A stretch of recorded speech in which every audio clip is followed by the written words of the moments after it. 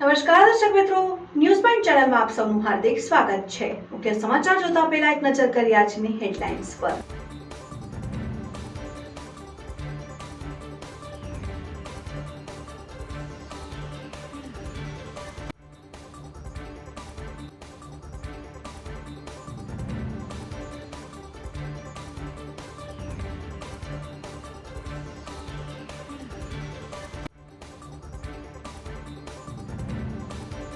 ભાભર તાલુકાની કપરૂપુર પ્રાથમિક શાળામાં વિદાય સમારંભ યોજાયો। વિદાય કાર્યક્રમમાં ધોરણ 8ના બાળકોએ શાળાને યાદગીરી રૂપે ભેટ આપવામાં આવી। પાલનપુર એરોમા સર્કલ નજીકથી 1 કરોડની રોકડ ઝડપાઈ। પોલીસે રોકડ, મોબાઈલ અને કાર જપ્ત કરી તપાસ હાથ ધરી।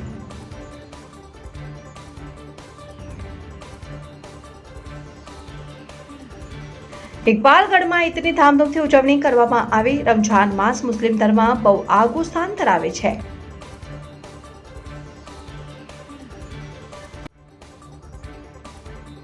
ડીસાના ખેડૂતે બેંકમાંથી લોન લઈને નાણાં ન ભરતા 1 વર્ષની કેદ। બેંકને આપેલો ચેક રિટર્ન થતા બેંકે કેસ કર્યો હતો।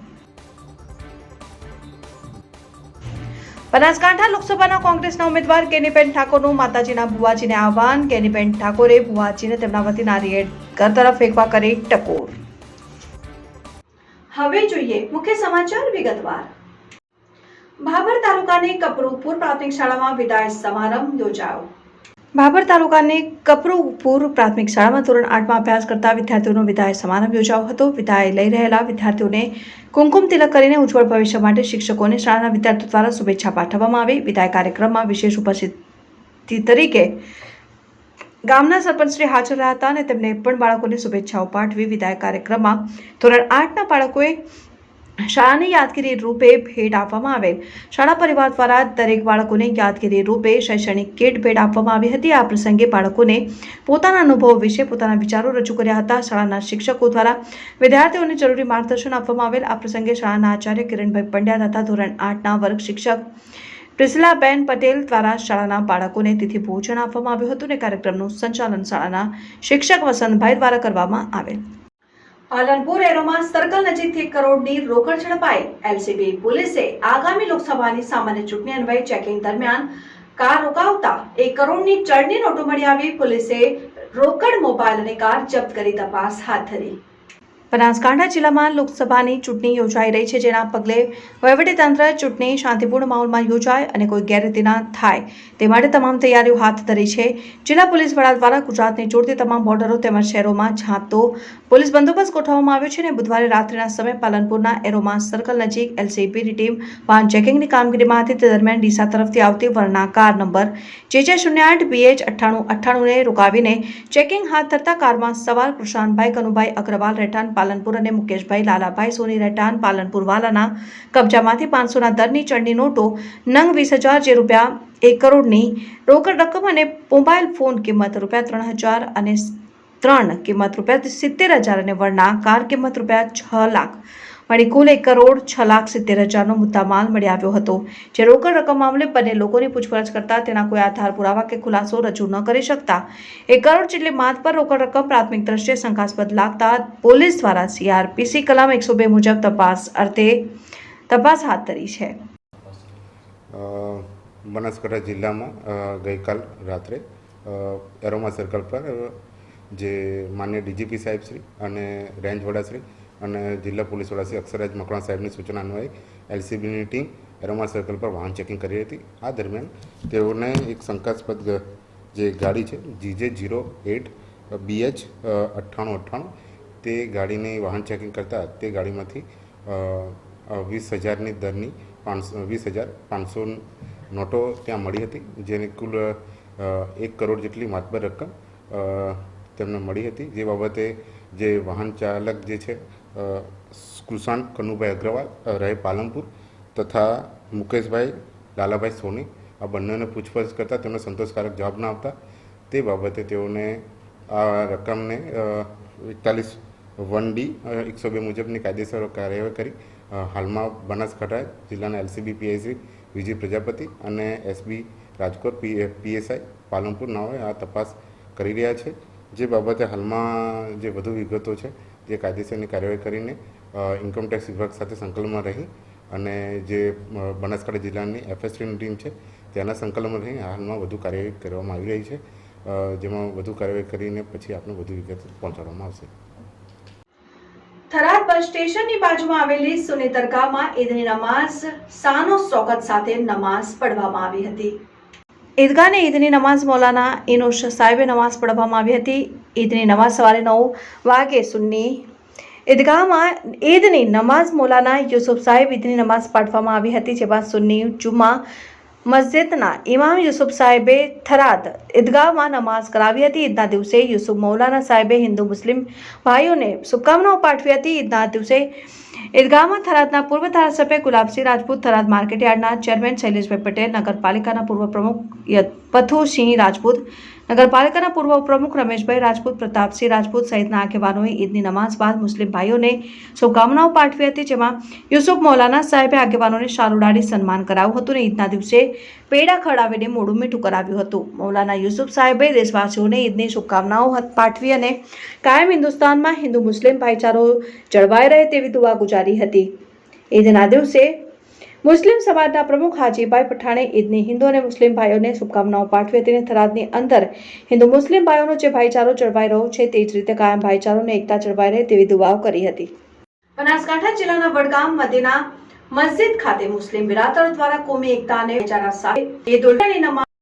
બનાસકાંઠા જિલ્લાના વડગામ મદીના મસ્જિદ ખાતે મુસ્લિમ બિરાદરો દ્વારા માહે રમઝાનના રોજા ઇબાદત કરીને તારીખ 11 એપ્રિલ 2024ને ગુરુવારના રોજ ઈદ ઉલ ફિત્ર નમાઝ અદા કરવામાં આવી હતી, જેમાં કોમી એકતા અને ભાઈચારા સાથે વડગામ રાધાકૃષ્ણ મંદિરના પૂજારી અને વડગામ ગ્રામ પંચાયતના સરપંચ શ્રી તથા સભ્યશ્રી અને ગામના આગેવાનો ઉપસ્થિત રહીને મુસ્લિમ બિરાદરોને રમઝાન ઈદની ઈદ મુબારક પાઠવી હતી. જ્યારે સુન્ની મુસ્લિમ જમાત વડગામ દ્વારા કોમી એકતા અને ભાઈચારા સાથે આવેલ મહાનુભાવો અને તાલુકાના મુસ્લિમ બિરાદરોને રમઝાન ઈદની ઈદ મુબારકબાદ પાઠવી હતી.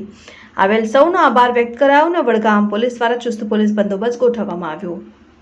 આ પવિત્ર રમઝાન ઈદ નિમિત્તે આજુબાજુથી આવેલ લોકો જે નમાઝ પઢવા આવ્યા હોય અને ગામ લોકોના સાથ સહકારથી આજે અમારો સુન્ની વલ મુસ્લિમ જમાત વડગામ તરફથી આયોજિત ઈદનો પ્રોગ્રામ ભવ્ય રહ્યો અને લોકોનો સાથ સહકાર પણ મળી રહ્યો. પોલીસ ખાતું હોય, સંરક્ષણ ખાતું હોય કે ગામ પંચાયતના લોકો હોય કે ગામ લોકો દરેકે સાથ સહકાર આપે એ બદલ સૌનો આભાર. પવિત્ર દિવસે આપણે બંદગી કરી અને જે પણ બંદગી કરીએ કબૂલ થાય અને દુઆ પણ કરીએ કે હિન્દુસ્તાનના લોકો ભાઈચારાથી રહે અને એકતા અને અખંડતા બની રહે. ગણગોર એટલે મહેશ્વરી સમાજનો સૌથી મોટો પર્વ. ભારતમાં વસતા મહેશ્વરી સમાજ દ્વારા દિવસીય તહેવારની ઉજવણી કરવામાં આવી. હવે ગુજરાતમાં પણ મહેશ્વરી સમાજની મહિલાઓ દ્વારા ગણગોરની ઉજવણી પ્રચલિત બની રહી છે. મહેશ્વરી સમાજનો સૌથી મોટો તહેવાર એટલે ગણગોરનો તહેવાર. ધૂળેટીથી શરૂ થતા તહેવારની ઉજવણી 16 દિવસ સુધી કરવામાં આવે છે, એટલે કે ચૈત્ર સુદ ત્રીજના ઈશ્વર અને ગૌરના લગ્ન સુધી આ તહેવારની ઉજવણી કરવામાં આવે છે. ખાસ કરીને મહેશ્વરી સમાજની મહિલાઓ પોતાના દાંપત્ય જીવનની સુખ શાંતિ અને સમૃદ્ધિ માટે આ તહેવારની ઉજવણી કરતા હોય છે, જેમાં ભગવાન શંકર અને પાર્વતી માતાની સાથે સાથે ઈશ્વર અને ગૌર લગ્ન યોજવામાં આવે છે અને મહેશ્વરી સમાજની મહિલાઓ આ તહેવારની ઉજવણીના ભાગરૂપે તમામ લગ્નની વિધિઓની ઉજવણી કરતી હોય છે. ડીસામાં પણ મહેશ્વરી સમાજની મહિલાઓ એકત્રિત થઈને ગણગોરની ઉજવણી કરી રહી છે, જેના ભાગરૂપે મહિલાઓ ઉપવાસ રાખીને શણગાર સજીને ભગવાનના લગ્નમાં સામેલ થઈને તેની ઉજવણી કરી રહી છે. મહિલાઓ ભગવાનની પૂજા કરવા ઉપરાંત આરતી ઉતારીને ગરબા પણ રમતી હોય છે. મહેશ્વરી સમાજ માટે ગણગોરનો તહેવાર કેટલો મહત્વનો છે એ અંગે મહેશ્વરી સમાજની મહિલાઓએ પ્રકાશ પાડ્યો છે. રાજસ્થાન, હરિયાણા સહિત ઉત્તર પ્રદેશમાં મહેશ્વરી સમાજ ખૂબ જ વિશાળ સંખ્યામાં વસે છે. તેના લીધે ત્યાં ગણગોર તહેવારની ખૂબ જ મોટા પ્રમાણમાં ઉજવણી કરવામાં આવે છે. ધીરે ધીરે હવે ગુજરાતમાં પણ મહેશ્વરી સમાજ દ્વારા ગણગોરની ઉજવણીનું પ્રમાણ વધી રહ્યું છે. મહેશ્વરી સમાજ વિશ્વમાં ક્યાં પણ વસે છતાં ગણગોરની તહેવારની ઉજવણી ચોક્કસથી કરતો હોય છે, જે મહેશ્વરી સમાજમાં ગણગોરની તહેવાર પ્રત્યેની શ્રદ્ધા છે. મહેશ્વરી સમાજની પ્રમુખ અને આજે અમારે ગૌર માતાની તમને મહિમા બતાવું છું. ગૌર માતા એટલે ગણગોર, ગણગોર એટલે શિવ અને પાર્વતીનો સ્વરૂપ. અને આ દિવસે આજનો દિવસ અમારો ત્રીજ સૌથી મોટોમાં મોટો તહેવાર છે. ગણગોર અમારો મોટોથી મોટો તહેવાર છે. અમે ધામધૂમથી ઉજવીએ છીએ અને બધી સમાજની બહેનો ભેગી થઈ આ તહેવારને હર્ષોલ્લાસથી મનાવીએ છીએ. આ તહેવારની બહુ મહિમા એટલે ચોથ, આઠમ, દસમ અને ત્રીજ 4 દિવસ અમારા મહત્વપૂર્ણ હોય છે. અને આ 18 દિવસનો તહેવાર છે. 18 દિવસમાં અમે ધૂળેટીના દિવસે આ તહેવારને બેસાડીએ છીએ. 16 મુઠિયા લઈએ અને પૂરા 18 દિવસ સુધી અમે આ વાજતે ગાજતે ઢોલ નગાડા વગાડી અને લગ્નના ગીતો ગાઈ આ તહેવાર મનાવીએ છીએ.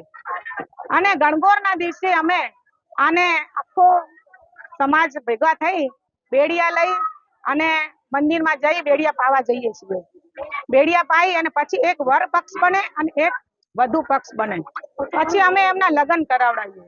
લગ્ન કરી અને બીજા દિવસે અમે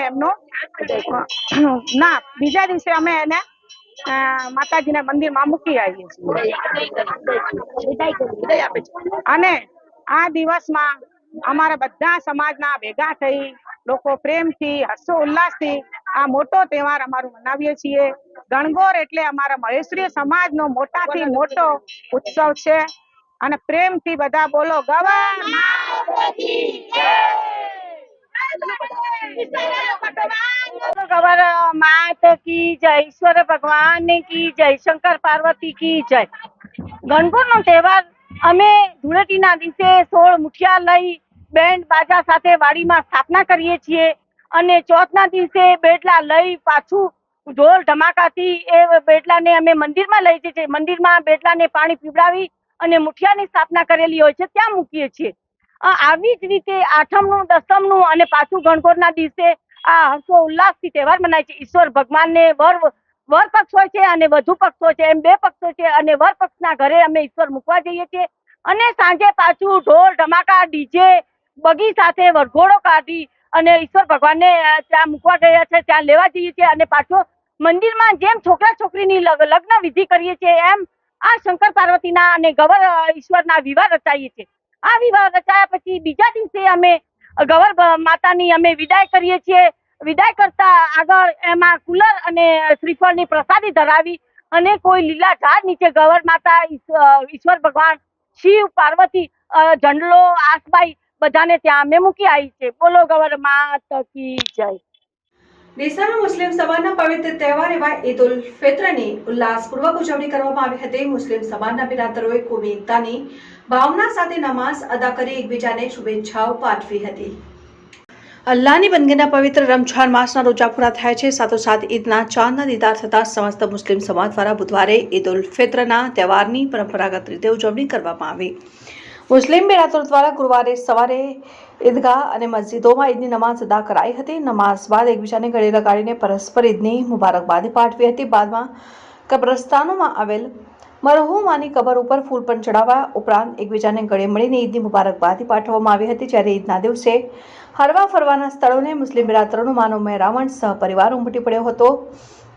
રાજ્ય સરકાર દ્વારા ગુરુવારે ઈદની રજા જાહેર કરાઈ હતી ને તે મુજબ મુસ્લિમ સમાજ દ્વારા ગુરુવારે ઈદની ઉજવણી થઈ હતી. ઈદ નિમિત્તે ડીસાને જૂના ડીસા ખાતે આવેલ મસ્જિદ સહિતના સ્થળોએ ઈદની ખાસ નમાઝ પઢાવીને દુઆઓ ગુજારી હતી અને નમાઝ બાદ એકબીજાને ગળે લગાડી પરસ્પર ઈદની મુબારકબાદી પાઠવી હતી. અને ડીસા શહેરના ગવાડી, મહમ્મદપુરા, અખરડોલીવાસ, રાજપુર અને જૂના ડીસા સહિતના સ્થળોએ આવેલા સમાજના કબ્રસ્તાનમાં જઈને મરહુમોની કબર ઉપર ફૂલ ચડાવી દુઆઓ કરાઈ હતી અને સમગ્ર મુસ્લિમ સમાજના આગેવાનો અને કાર્યકરોએ પરસ્પર શુભેચ્છા પાઠવી.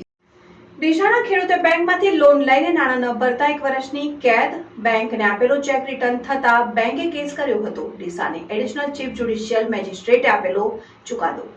ડીસા તાલુકાના લક્ષ્મીપુરા ગામના ખેડૂતે કોલ્ડ સ્ટોરેજમાં બટાકા મૂકી બરોડા ગુજરાત ગ્રામીણ બેંકમાંથી પ્લેઝ લોન લઈને રૂપિયા 26.50 લાખ પરત ન ભરતા બેંકે ચેક રિટર્નનો કેસ કર્યો હતો. જેમાં ડીસાના એડિશનલ મેજિસ્ટ્રેટે આરોપી ખેડૂતને 1 વર્ષની કેદ અને નાણાં ન ભરે તો વધુ 3 માસની કેદની સજાનો હુકમ કર્યો હતો. આ અંગેની વિગત એવી છે કે ડીસા તાલુકાના લક્ષ્મીપુરા ગામના ખેડૂત ભુરાજી ગણેશાજી ખદાવે બટાકાનું વાવેતર કરીને 7500 બટાકાના કટ્ટા સુદ્ધા કોલ્ડ સ્ટોરેજ ખાતે સ્ટોર કરેલા અને તેની અસલ સ્ટોર કર્યાની પાવતી લોનના કામે બરોડા ગુજરાત ગ્રામીણ બેંકની ડીસા શાખામાં રજૂ કરેલી સદર બટાકાના કટ્ટા ઉપર 25 લાખ રૂપિયાની પ્લેજ લોન 19મી એપ્રિલ 2018ના રોજ બેંકે મંજૂર કરીને આપી હતી. જે લોન ભુરાજીએ ઉપાડેલી લોનની વ્યાજ સહિત લેડી રકમ રૂપિયા 26.50 લાખ બાકી હોય બેંકે માંગણી કરતા આરોપીએ વ્યાજ સહિતની તમામ બાકી રકમ ચૂકવવા દેના ગુજરાત ગ્રામીણ બેંક ડીસા શાખાનો ચેક તેમની સહી કરીને આપેલો.